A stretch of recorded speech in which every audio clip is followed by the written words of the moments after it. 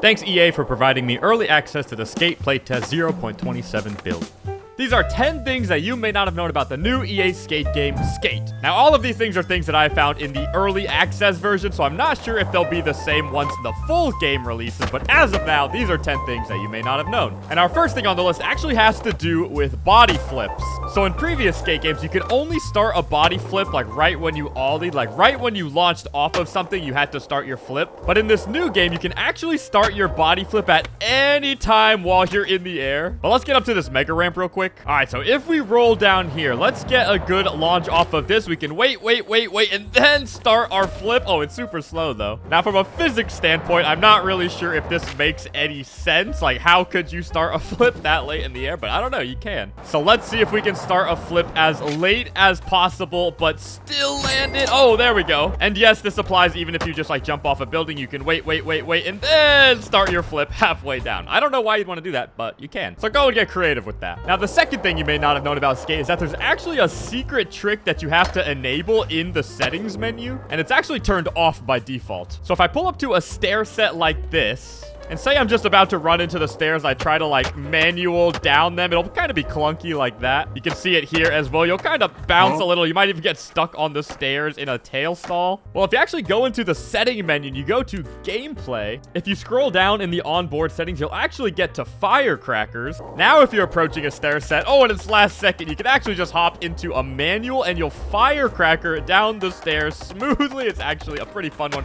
You can even trick out of it. You can probably trick halfway through it and continue it. But yes, firecrackers are a pretty fun trick to know about. But all right, the third thing you may not have known about Skate is that you can actually change your camera angle to be pretty much whatever you want. So right now we're skating around in the low camera angle, but you can actually switch to a higher camera angle by pushing in both of your analog sticks. This is more like the high camera angle from Skate 3. But that's not it, guys. You can actually fully customize this. There's actually an entire settings tab dedicated to your camera, and this is where things get kind of crazy. So you can do simple stuff like your onboard camera offset. You'll actually see behind the menu how it adjusts your camera. So if you did 0 offset, your skater would actually be right in the middle of the screen instead of like off to the right a little bit. But one of the funny things you can do is you can actually change your field of view. You'll see it start to zoom out and out and out and out. So you could have a full 120-degree field of view while you're skating. This just seems absolutely insane, but it could be fun to film something like this. You can also use the low camera angle with this crazy field of view, and it just gives you a totally different playing experience. I don't know if I like it, but hey, you have the option to set it however you want. I mean, more realistically, you'd probably just change it a bit. But all right, number 4, the next thing you may not have known about Skate is actually a very cool feature. This is one that I wish we had in previous Skate games. There's actually a setting now that will keep you in fakie. So if you do like a kickflip 50 here, then front 180 out, you'll see that your character actually changes to switch like that pretty quickly.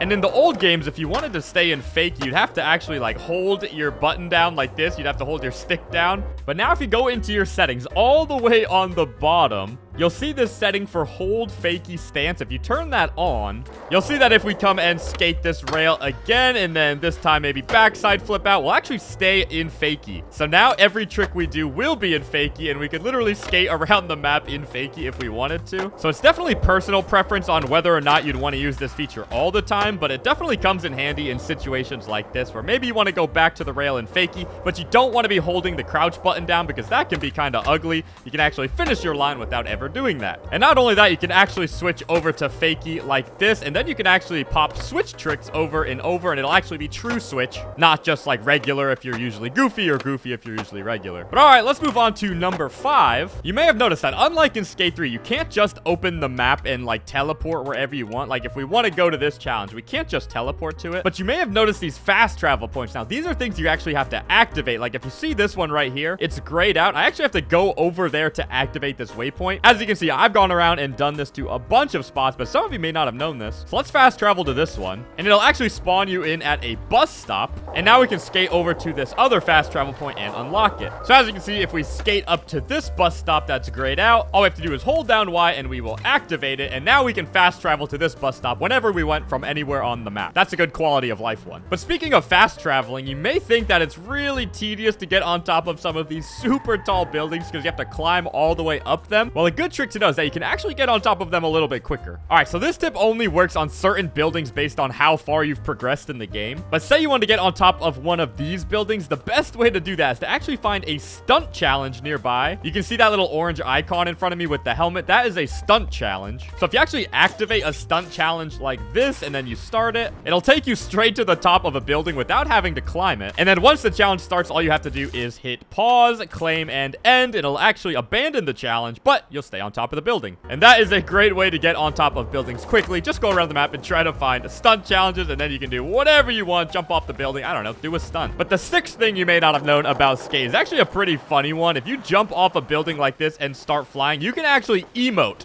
while you're flying. You can do any of your unlocked emotes while you fly. My personal favorite is this bird wing one. So now if I jump off this building, say I'm in the middle of a challenge, I can actually activate this emote and it looks like I'm flying. This is kind of a silly one, but this is a fun one to know if you want to add some flair to your tricks. You could do like a front flip back into flight and then hit the woohoo emote and then try to land a trick. I don't know. Kind of reminds me of trick shotting from back in the Modern Warfare 2 days. Just throw in as many things as you can. But number 8 is a good one as well. And this one kind of shows off the new physics engine in this game. Now, this is something that might seem simple, but you actually couldn't even do it in the previous Skate game, Skate 3. If you find a rail that you like, let's say this rail should be good for it. You can actually do some cool Andy Anderson style tricks where you start skating up it, hit a point, and then you start skating back down it. Now, you might be thinking that this was definitely already a thing in Skate 3, but no, in Skate 3, you would fall off right at the top of the grind. But yes, in the new Skate game, you can hop onto a grind like this, and the physics are good enough to where you can just smoothly skate back down them, and I really like this. It definitely gives you more, like, possibilities for cool and creative lines. So go and try this out for yourself, because it's actually very satisfying. But alright, the 9th thing that you may not have known about Skate is that they're already planning to add new tricks to the game. If you open up your Skatepedia here, you can actually see how to do, like, all these tricks. But if you go all the way down to the bottom of the list, past all of the nollie tricks, all of the late tricks, you'll see that it actually says more coming soon. Skatepedia is still growing with more tricks on the way. Check back in a future update. And I think that's actually pretty interesting. Like, will they be adding, like, impossibles into the game? Like, you can kind of do something that looks like an impossible now, but if you could actually do an impossible, or maybe new grabs or new, like, foot plant tricks, I don't know, maybe some freestyle tricks, it's interesting to think that because this is a live service game, they can literally just add tricks to the game. Because at the moment, I'm a little disappointed with the trick selection. There are some tricks from the old games that still aren't even in this game, but hopefully they'll be adding more tricks soon, and hopefully they'll be adding new tricks that we haven't seen in the Skate franchise at all. But alright guys, we have one final thing that you may not have known about Skate, and it's actually about the Brick Switch District. So you may not have known this, but let's fast travel over there. The Brick Switch District in this game is basically just the Skate 3 map. If you don't believe me, here we have a clock tower like the clock tower in Skate 3. Here we have a stadium like the stadium in Skate 3. Here we have a small little brewery town like Ale Town in Skate 3.